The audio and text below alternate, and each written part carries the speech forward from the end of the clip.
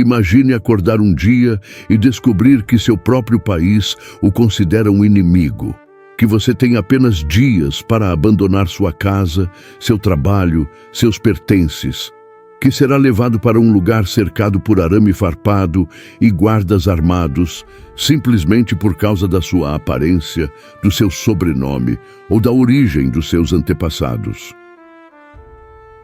Parece o enredo de um filme distópico, mas esta é uma história real que aconteceu não na Alemanha nazista, não em alguma ditadura distante, mas nos Estados Unidos da América, a autoproclamada Terra da Liberdade. Bem-vindos a mais um episódio do canal História Bizarra. Hoje vamos mergulhar em um dos capítulos mais sombrios e pouco discutidos da história americana: os campos de concentração para japoneses e nipo-americanos durante a Segunda Guerra Mundial. Entre 1942 e 1948, aproximadamente 120 mil pessoas foram forçadas a viver em campos de detenção, cercados por arame farpado e vigiados por guardas armados. Mais da metade delas eram cidadãos americanos. Seu crime: ter ascendência japonesa. Tudo começou na manhã de 7 de dezembro de 1941. O ataque surpresa japonês à base naval americana de Pearl Harbor, no Havaí, matou 2.403 americanos e destruiu ou danificou 19 navios e mais de 300 aeronaves. No dia seguinte, o presidente Franklin D. Roosevelt declarou guerra ao Japão e os Estados Unidos entraram oficialmente na Segunda Guerra Mundial. Mas o impacto desse ataque foi muito além do campo de batalha. Uma onda de histeria anti-japonesa varreu o país. Jornais publicavam manchetes alarmistas sobre possíveis sabotadores e espiões de origem japonesa infiltrados na sociedade americana. Políticos faziam discursos inflamados, como o secretário da Marinha Frank Knox, que falsamente declarou que havia ocorrido um efetivo trabalho de quinta coluna em Pearl Harbor, sugerindo que japoneses residentes no Havaí teriam ajudado no ataque. O congressista Leland Ford escreveu uma carta recomendando que todos os japoneses sejam colocados em campos de concentração no interior, argumentando que os japoneses étnicos naturalizados, que realmente quisessem demonstrar seu patriotismo, deveriam estar dispostos a aceitar este sacrifício. O jornal Los Angeles Times publicou: "Uma víbora é uma víbora, sem importar onde se abra o ovo. Do mesmo jeito, um japonês americano nascido de pais japoneses converte-se num japonês, não num norte-americano."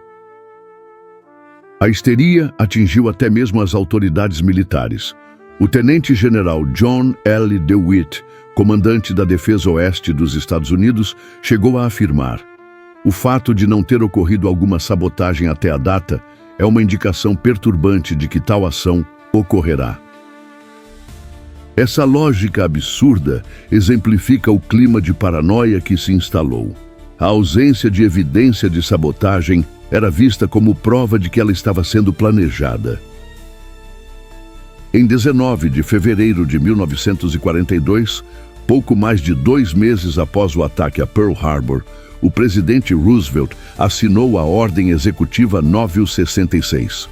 O documento autorizava o Departamento de Guerra a delimitar áreas militares onde a permanência das pessoas seria decidida pelo secretário da Guerra, Henry Stimson.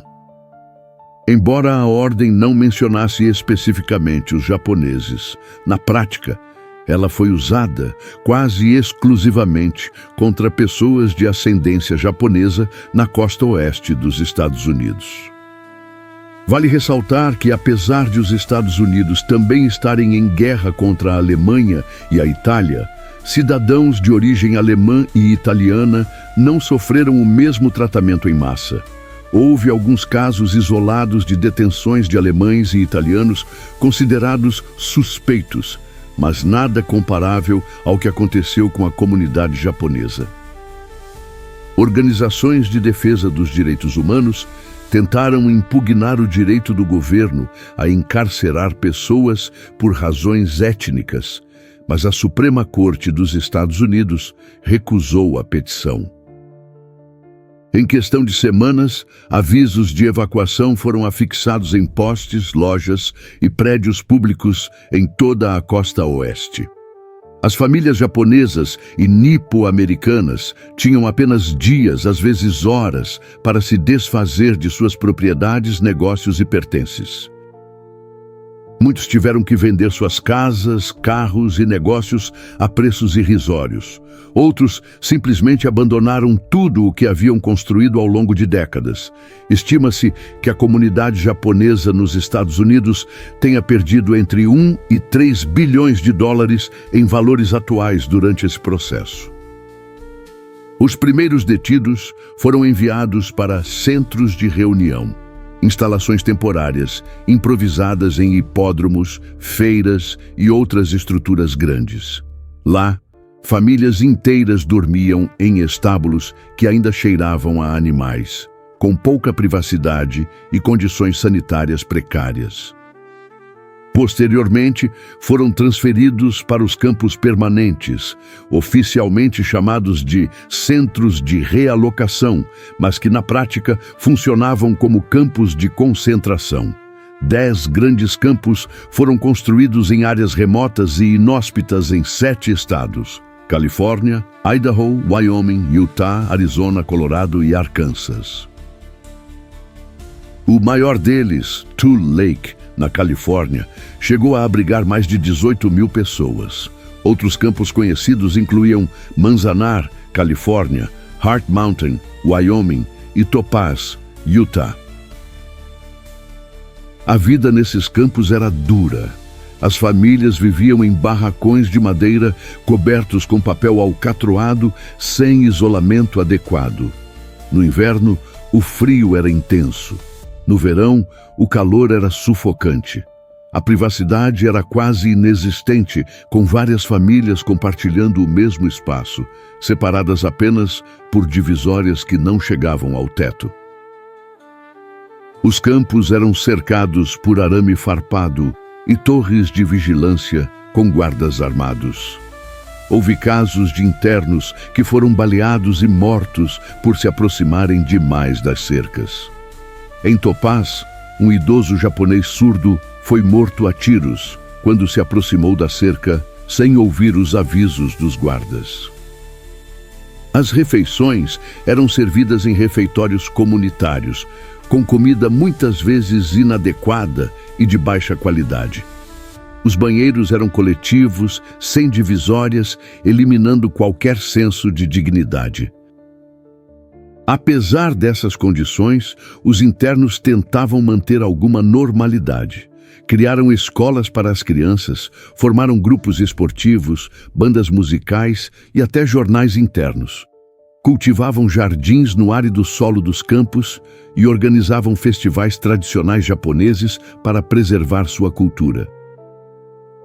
Em 1943, o governo americano começou a distribuir um questionário entre os internos, conhecido como Questionário de Lealdade. 2 perguntas eram particularmente controversas. Pergunta 27.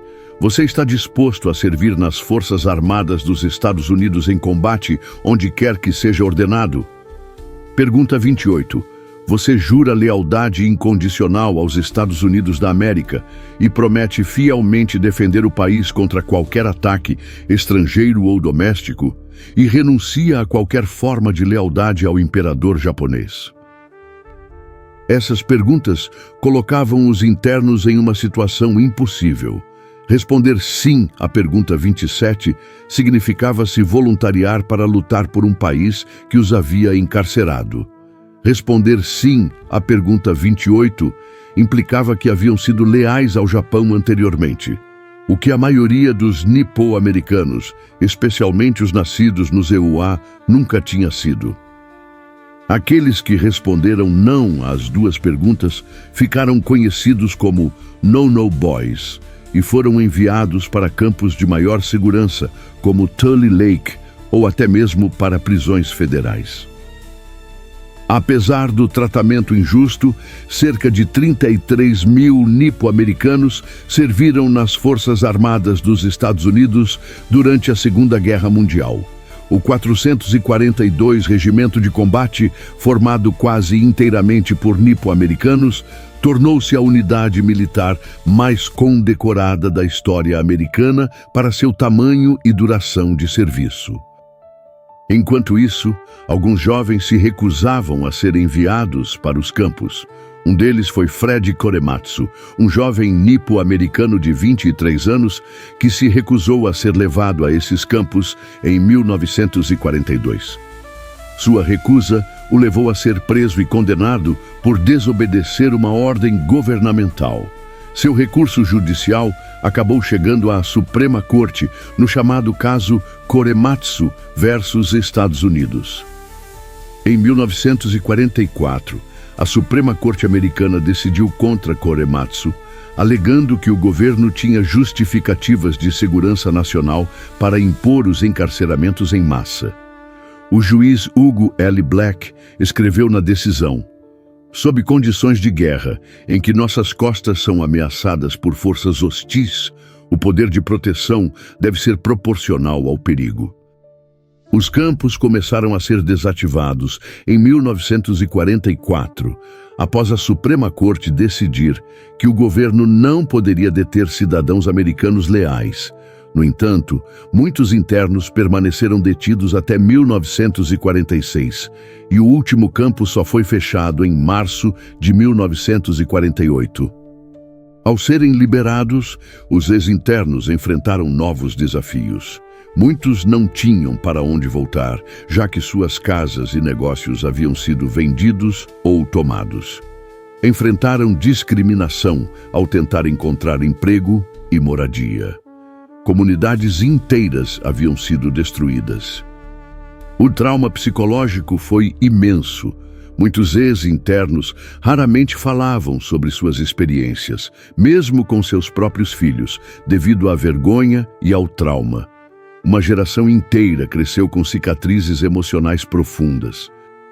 Somente em 1976, o presidente Gerald Ford reconheceu oficialmente o erro, declarando que o internamento foi um erro trágico e lamentável na história americana. Em 1980, o Congresso estabeleceu a Comissão sobre Realocação e Internamento de Civis em Tempo de Guerra para investigar o assunto. A comissão concluiu que a política de internamento não foi justificada por necessidades militares, mas foi resultado de preconceito racial, histeria de guerra e falha de liderança política. Em 1988, o presidente Ronald Reagan assinou o Civil Liberties Act, que ofereceu um pedido formal de desculpas e uma indenização de $20 mil para cada sobrevivente dos campos. Em 1984, um tribunal distrital invalidou a condenação de Fred Korematsu, mas a decisão da Suprema Corte permaneceu vigente por décadas. Somente em 2018, 74 anos depois, a Suprema Corte finalmente reconheceu que o caso Korematsu foi gravemente errado e não condiz com a Constituição.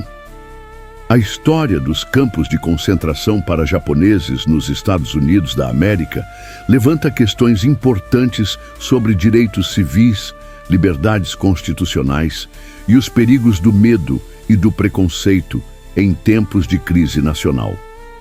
Como disse a juíza da Suprema Corte Sônia Sotomayor em 2018, ao comparar o caso Korematsu com políticas migratórias contemporâneas, no caso Korematsu, a corte presumiu que as pessoas eram perigosas por terem ascendência japonesa. Hoje, é porque elas vêm de determinados países. Karen Korematsu, filha de Fred Korematsu, observou a ironia de seu pai receber seu desagravo justamente quando a Corte Suprema concretizou seu maior medo, o de rejeitar um grupo racial porque ele se parece com o inimigo. Esta história nos lembra que mesmo democracias estabelecidas podem cometer graves violações de direitos humanos quando o medo supera os princípios constitucionais. Como disse George Takei, ator famoso por Star Trek e ex-interno de um desses campos quando criança, a democracia é frágil. É algo que precisa ser protegido e defendido constantemente. Os campos de concentração para japoneses nos Estados Unidos são um lembrete sombrio de como o racismo institucionalizado e a histeria coletiva podem levar uma nação a abandonar seus valores fundamentais. É uma história que merece ser conhecida e lembrada, não apenas como um capítulo vergonhoso do passado, mas como uma advertência para o presente e o futuro. Se você gostou deste vídeo, não se esqueça de deixar seu like, se inscrever no canal e ativar o sininho para receber notificações dos próximos episódios do História Bizarra. Nos comentários, conte-me, você já conhecia esta história? Que outro tema histórico pouco conhecido você gostaria de ver aqui no canal? Muito obrigado. Até o próximo episódio.